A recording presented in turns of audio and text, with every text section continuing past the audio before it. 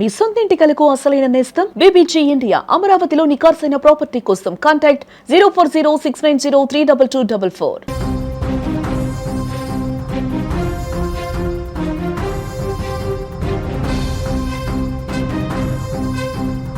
మహిళల బాటలో దివ్యాంగ పురుషులకు ఉచిత బస్సు. ఏపీలో స్త్రీ శక్తి తరహాలో దివ్యాంగులకు కూడా ఫ్రీ ఇవ్వబోతున్నారు. తెలంగాణలో త్వరలోనే మహాలక్ష్మి పథకం విస్తరణ చేయబోతున్నారు. ఆధార్ కార్డు బదులు త్వరలో స్మార్ట్ కార్డులు కూడా రాబోతున్నాయి. రాయితీ నుండి పూర్తి ఉచిత ప్రయాణానికి నిర్ణయం తీసుకున్నారు.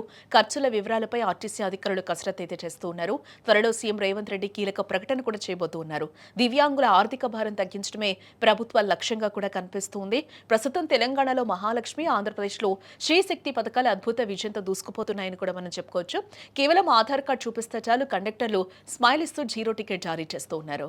బట్ ఇప్పుడు ఈ సౌకర్యం మరింత అప్గ్రేడ్ కాబోతుంది.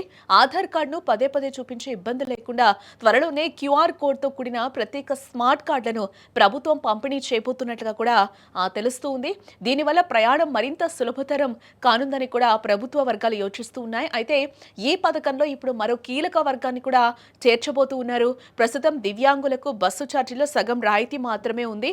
కానీ వీరి ఇబ్బందులను గుర్తించిన ఏపీ ప్రభుత్వం వారిని కూడా ఉచిత ప్రయాణ పథకంలో భాగస్వాములు చేస్తామని కూడా స్పష్టం చేస్తూ ఉంది. సీఎం చంద్రబాబు నాయుడు ఇటీవల చేసిన ప్రకటనతో దివ్యాంగుల హర్షం వ్యక్తమవుతుంది.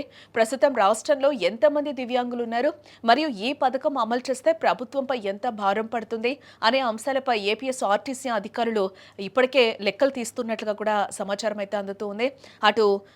ఇటు తెలంగాణలోనూ ఇదే తరహా ఉత్సాహం అయితే కనిపిస్తుంది. దివ్యాంగులకు ఉచిత బస్సు సౌకర్యం కల్పించే విషయంపై మంత్రి అడ్లూరి లక్ష్మణ్ సానుకూలంగా స్పందించారు.